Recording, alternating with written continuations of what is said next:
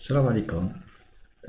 Passons maintenant à la présentation de l'étape PROC, pour dire procédure, qui vous permet d'effectuer un traitement sur le système SAS. Et pour cela, nous allons suivre le plan suivant, dans lequel nous allons commencer avec une petite présentation générale de cette étape-là, et puis avec plus de détails des procédures print, sort, freak, maze et correlation. Pour cela, il est important de signaler que tout traitement sous SAS, il doit commencer par le mot-clé PROC, qui sera suivi par le nom de la procédure à effectuer, et puis un certain nombre d'options et d'instructions qui vous permet principalement de définir le nom de la table sur laquelle vous allez effectuer ce traitement-là, ainsi que le nombre ou l'ensemble des variables à analyser ou à utiliser, ainsi que si vous allez enregistrer les résultats dans des tables SAS qui seront générées automatiquement. Bien sûr, ce dernier point-là, si aucune table n'est indiquée, SAS par défaut considère la dernière table qu'on vient de créer comme table d'entrée.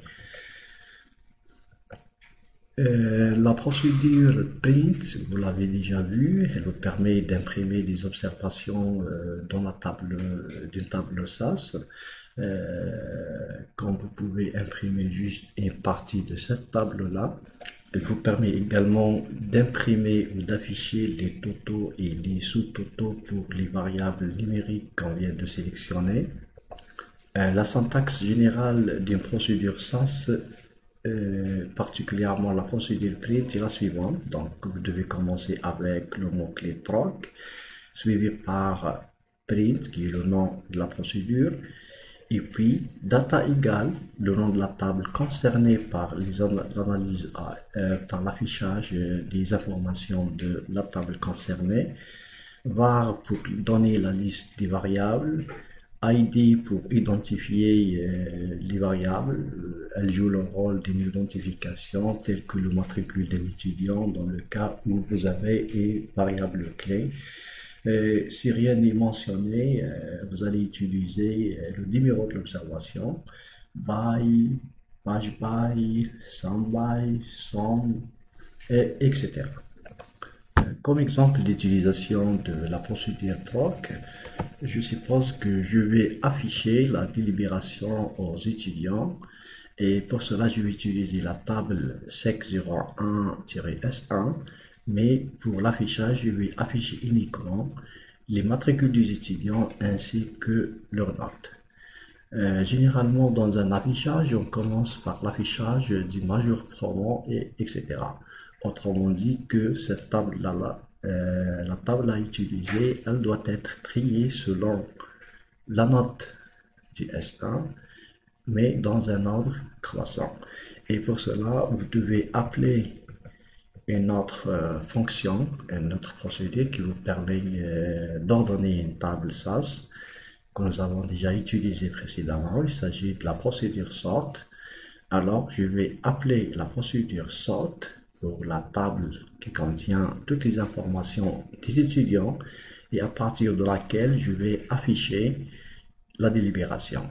Donc, si je vais ordonner ma table by la note du S1, comme ça, elle sera triée dans un ordre croissant, comme vous le voyez ici.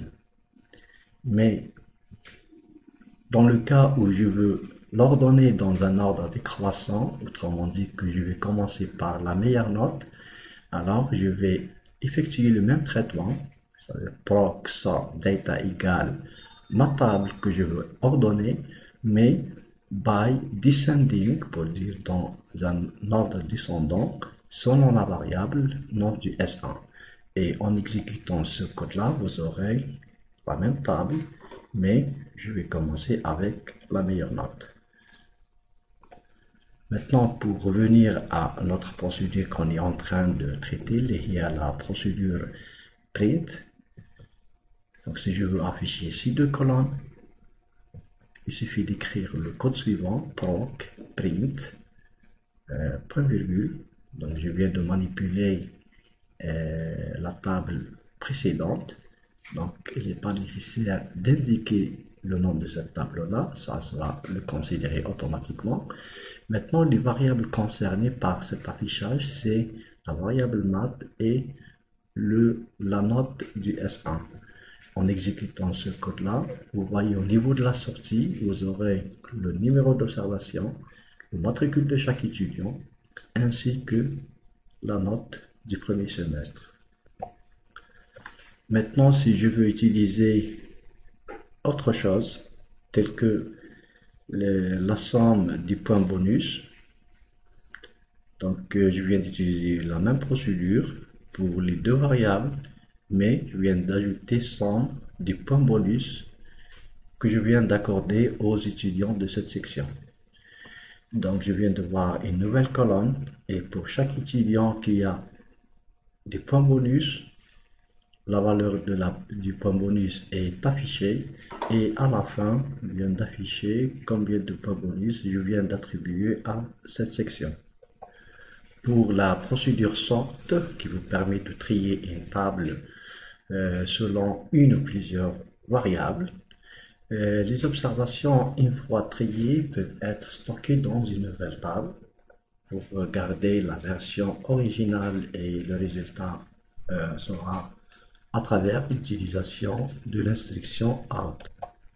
Sa syntaxe est la suivante, donc ça commence avec toujours proc, un traitement, sort, data, la table sur laquelle je vais effectuer cette opération qui vous permet de trier votre table, et puis by, et comme optionnel descending, si je veux l'ordonner dans un ordre décroissant, telle variable, aussi deuxième variable jusqu'à la dernière variable. Et déjà nous avons vu précédemment à travers l'utilisation de print, l'utilisation de la procédure sort.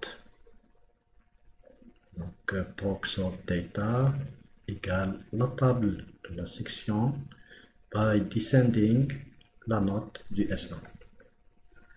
Pour la procédure FREG qui vous permet d'afficher des comptages et des pourcentages, elle vous permet de construire des tableaux de fréquences unidimensionnels ou des traits croisés multidimensionnels. Elle permet aussi de faire un certain nombre de tests statistiques tels que le test de Guy2 et sa syntaxe est la suivante.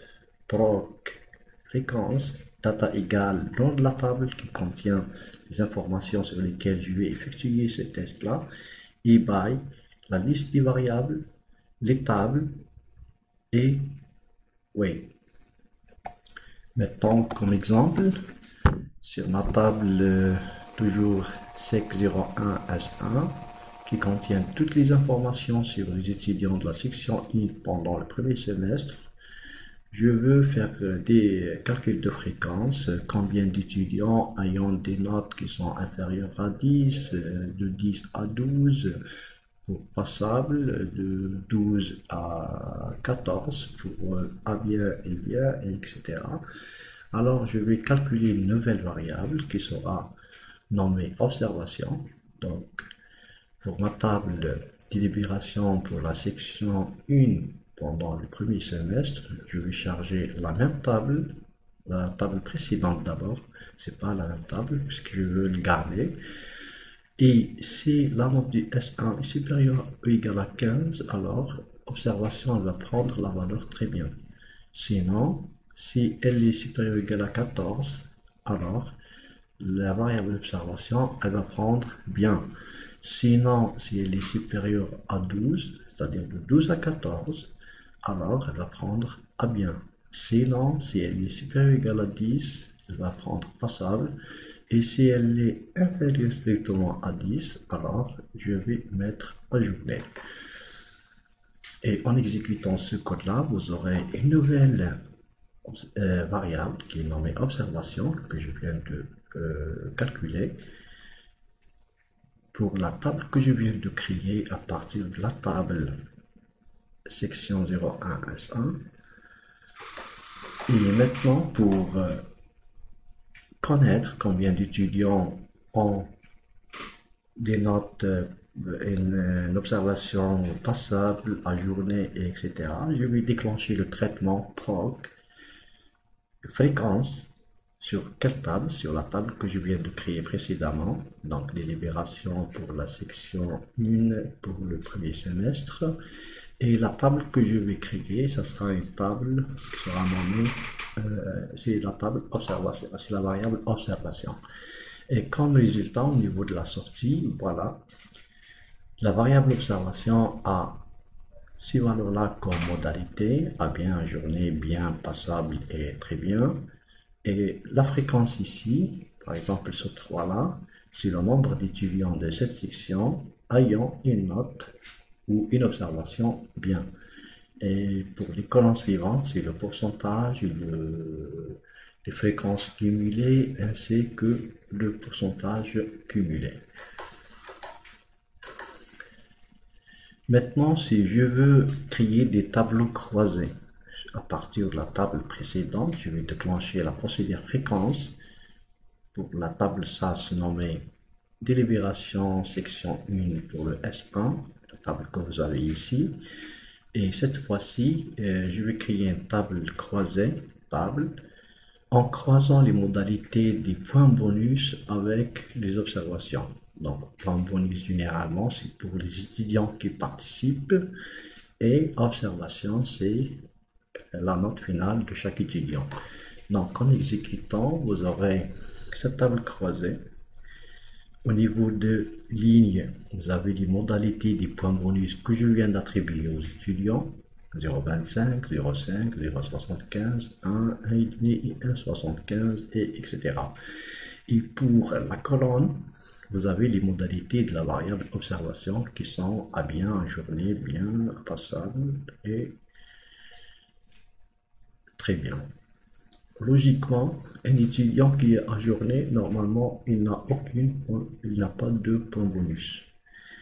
Alors, si vous consultez cette colonne-là, donc 0, 0, 0, et pour 1, il y a un étudiant. Donc, c'est bizarre. Je ne sais pas combien il a participé un jour. 0, 0, etc. De l'autre côté, si vous avez la catégorie très bien, donc pour des points bonus 0,25, il y en a 1, 0,5, il y en a 1, 0,75, il n'y a rien, 1, il n'y a rien, et pour 1,5, il y a un étudiant, et etc.